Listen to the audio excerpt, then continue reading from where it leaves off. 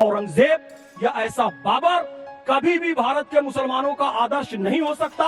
यही नहीं, अभी और सुनिए। और उनकी क्रूरता का आलम यह था, ये हिस्ट्री में लिखा है कि जब किसी को मारते थे, किसी जानवर को या इंसान को, तो पहले उसका खून पीते थे वो लोग।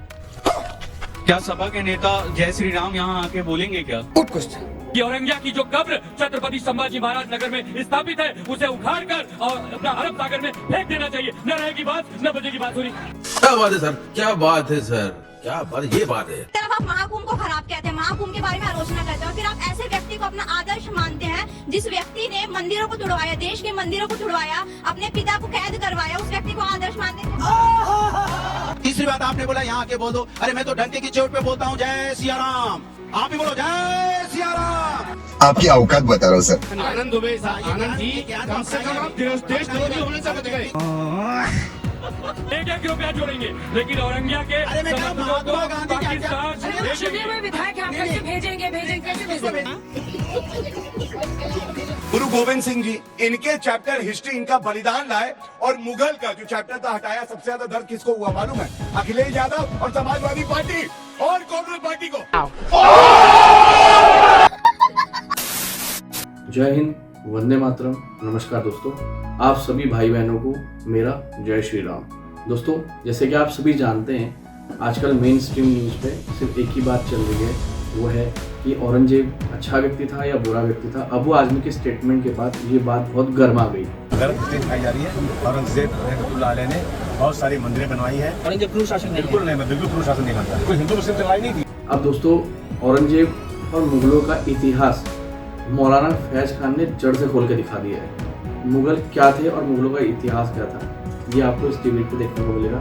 डिबेट बहुत मज़ेदार है और आपको यहाँ एक चीज़ और देखने को मिलेगी जो बड़ी अचंभित करती है। जैसे कि आपको पता है कि इंडिया अलायंस एक बना था जिसमें उद्धव की शिवसेना भी थी, बट आज उद्धव ठाकरे की शिवसेना के प्रवक्ता कहीं ना कहीं हिंदू धर्म का सपोर्ट करते हैं और अनुराग भदौरिया और मुगलों की क्या धज्जियाँ उड़ती है इस डिबेट के अंदर, आपको देखकर बहुत मजा आएगा। आपका समय ज़्यादा नहीं लेंगे, वीडियो को स्टार्ट करते हैं। तो चलिए शुरू करते हैं। फैज खान साहब, आपकी प्रतिक्रिया इस पर। बिरादरान हिंद, अस्सलाम वालेकुम रहमतुल्लाहि व बरकातहू। जय श्री राम, भारत माता की जय। ये मुगल आए कहाँ से?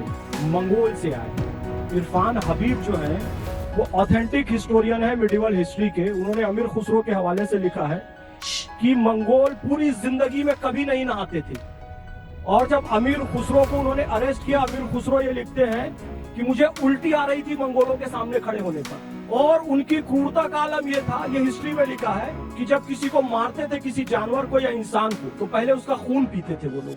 मंगोलों के ही वंशज जो हुए बाद में मुगल कहलाए, और ये क्रूरता बाद में भी जारी रही। औरंगजेब ने अपने भाई को पकड़ के नग्न करके, नग्न हाथी की पीठ पर पूरी दिल्ली के बाजार पे घुमाया, उसका कत्ल किया। ऐसा औरंगजेब या ऐसा बाबर कभी भी भारत के मुसलमानों का आदर्श नहीं हो सकता। सही बात है। हमारे आदर्श हैं अशफाकुल्लाह खान, हवलदार अब्दुल हमीद, डॉक्टर APJ अब्दुल कलाम। ये बड़ी अच्छी बात कही है। देखिए, अभी एक मौलाना साहब ने बात कही और मुझे आज वाकई बहुत गर्व हुआ। मैं आप लोगों को बधाई देता हूँ कि मुझे ये दिखाई दिया कि इनको सच्ची मोहब्बत पहले हिंदुस्तान से, उसके बाद धर्म आता है। मुझे गर्व हुआ, चाहे जितने मतभेद हो। बड़ी बात ये है कि दिखाई दे गया, ये बहुत बड़ी। अभी बता दे भाई। जब इन्होंने ये बात कही तो हम भी इस बात से सहमत हैं कि भारत में कोई मुसलमान हो, वो औरंगजेब को अपना आदर्श नहीं मानता है। हाँ, लेकिन अगर राइफलमैन औरंगजेब बनोगे और देश के लिए जान दे दोगे तो हम सलाखों पे बैठाएंगे, और अगर औरंगजेब क्रूर शासक बनोगे तो पैरों से कुचल देंगे। ये हमारी ताकत है। अभी इन्होंने कहा कि कुंभ में लाशें बह रही थी। महाकुंभ में 67 करोड़ हिंदू श्रद्धालु जो है डुबकी लगा के आते हैं, अमृत स्नान करते हैं। हमारे लिए गर्व का मामला है। ये कहते हैं लाशें हैं। और अंत करूंगा कह के, जब ये भारत को कहते हैं मुस्लिम इलाका और हिंदू इलाका है, तो इससे ज्यादा गलत कुछ नहीं हो सकता। ऐसी पार्टी नेस्त नाबूद हो जाएगी, न साइकिल मिलेगी, न टायर मिलेगा।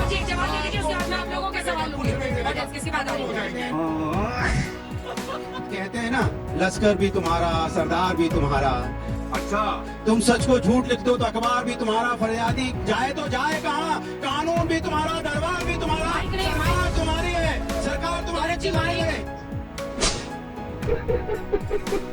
हम बीजेपी की सरकार है केंद्र में और राज्य में, उनसे सिर्फ गुजारिश करते, निवेदन करते हैं कि औरंगिया की जो कब्र छत्रपति संभाजी महाराज नगर में स्थापित है उसे उखाड़ कर और अपना अरब सागर में फेंक देना चाहिए। न रहेगी बात, न बचेगी बात। सुनी बुलडोजर पसंद आने लगा है लगता है आप लोगों को। क्या बात है सर? मेरा क्वेश्चन ये है कि इस समाजवादी पार्टी के जो मुखिया थे मुलायम सिंह यादव, उन्होंने राम भक्तों पे गोली चलवाई। 2015 में अखिलेश यादव ने शंकराचार्य पे लाठीचार्ज करवाया और आज ये फिर से औरंगजेब का नाम लेकर के हजारों हिंदुओं के, लाखों हिंदुओं के भावनाओं को ठेस पहुंचा रहे हैं। मेरा सवाल समाजवादी पार्टी से, आप ऐसे व्यक्ति को, एक तरफ आप महाकुंभ को खराब कहते हैं, महाकुंभ के बारे में आलोचना करते हैं, फिर आप ऐसे व्यक्ति को अपना आदर्श मानते हैं जिस व्यक्ति ने मंदिरों को तुड़वाया, देश के मंदिरों को तुड़वाया, अपने पिता को कैद करवाया, उस व्यक्ति को आदर्श मानते हैं। यही नहीं, अभी और सुनिए। क्या सपा के नेता जय श्री राम यहाँ आके बोलेंगे क्या? मेरा बीजेपी पार्टी से एक क्वेश्चन है, जब ये अबू आजमी के निलंबन की बात करते हैं तो ये खालिद अनवर की निलंबन की बात क्यों नहीं करते? मेरा सवाल आप सभी लोगों से है कि ये बात सिर्फ मुगलों या औरंगजेब की है या इसके पीछे का एजेंडा कुछ और है? बात तो सही है। देखिए, सवाल पहले महाकुंभ पे पूछा गया। महाकुंभ के ऊपर मैं आपको बता दूं, ये हमारे आस्था का विषय है, हमारा बहुत पवित्र पर्व है। उस पे हमने सवाल नहीं उठाया, सवाल उठाया जो हमारे 30 श्रद्धालु सनातनी जिनकी मौत हो गई कुचल के, उसमें हमने सवाल पूछा क्या बताइए व्यवस्था क्या थी। 18 लोग जो रेलवे स्टेशन में कुचल के जिनकी मौत हो गई, जिनके घर में जिनका माप चला गया, जिसके बाप चले गए, जिसका बेटा चला गया, छोटा बच्चा चला गया, उससे पूछा, हमने उसमें सवाल उठाया। और आपने नहीं, आपने किसमें महाकुंभ पे बोल दिया। दूसरा आपने बोला कि अवधेशानंद जी आचार्य जी की बात आपने की, वही उन्होंने ही कुंभ पे सवाल उठाया था कि ये क्या हो रहा है, जिनको आप कह रहे थे कि हमारे समाजवादी पार्टी सरकार, उनका हमने उनका कभी अपमान नहीं किया, उन्होंने कुंभ पे सवाल उठाया कई बार। तीसरी बात आपने बोला यहाँ आके बोल दो, अरे मैं तो डंके की चोट पे बोलता हूँ जय सिया राम, आप भी बोलो जय सिया राम, बुलवाइए जय सिया राम। आपकी औकात बता रहा हूँ सर, बुरा नहीं मानना सर। गर्व से कहो हम हिंदू हैं, गर्व से कहो हम सनातनी हैं, लेकिन इसका मतलब ये नहीं कि दूसरे जाति धर्मों का अपमान भी करेंगे या हर जाति धर्म के लोग खड़े हम सभी का सम्मान करते हैं। ये आनंद दुबे साहब, आनंद जी, कम से कम आप देशद्रोही होने से बच गए। तो आप पाकिस्तान भेजने लगते हैं, क्या हिंदुस्तान में कानून नहीं है? कम से कम देशद्रोही होने से बच पाकिस्तान जाएगा, 1-1 रुपया जोड़ेंगे, लेकिन औरंगिया के समर्थकों को पाकिस्तान चुने हुए विधायक यहाँ पर से भेजेंगे कैसे भेजेंगे? अरे सरकार से सुनिए,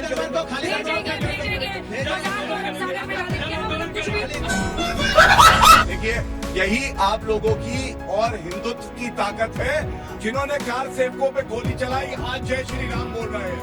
सही बात है। और आगे भी बोलेंगे, हाँ बोलो, ठीक है नहीं अंजना जी, सॉरी टू से ये तरीका ठीक नहीं है। क्या है भाई? अरे मेरे बीच में बोले था तरीका ठीक था, मैंने टोक दिया, तरीका खराब हो गया, क्या बात है? मेरे बीच में नहीं बोला था, बोल दो सामने देख के, सामने देख। मेरे बीच में बोलेंगे तरीका। सड़क पे थोड़ी खड़े हम लोग। ये बड़ी अच्छी बात कही है। गुरु गोविंद सिंह जी, इनके चैप्टर हिस्ट्री, इनका बलिदान लाए, और मुगल का जो चैप्टर था हटाया। सबसे ज्यादा दर्द किसको हुआ मालूम है?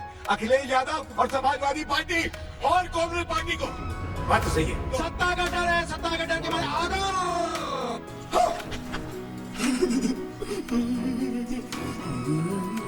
बीजेपी मुगलों के पीछे छुप रही है। बिल्कुल सही, है बिल्कुल सही। आप देखिए, इतनी बड़ी जनता, सब दानिश्वर लोग मुगलों की इतनी औकात नहीं है कि बीजेपी का घर छुपा सके। समझ लो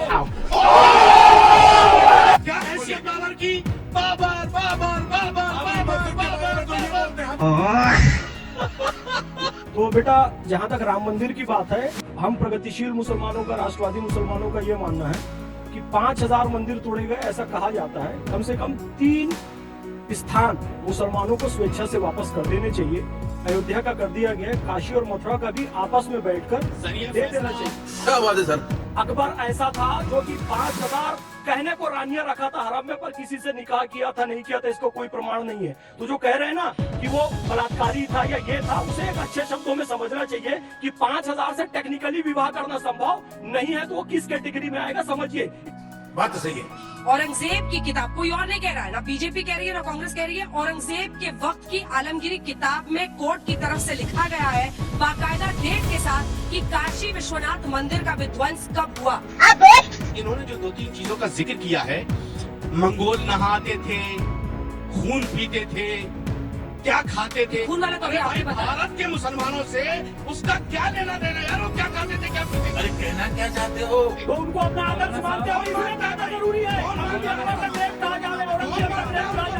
चंगेज का हलाकू अब तैमूर के नाम से अभी भी अपना रास्ता बना हुआ है, इसलिए कहना था यहाँ पर।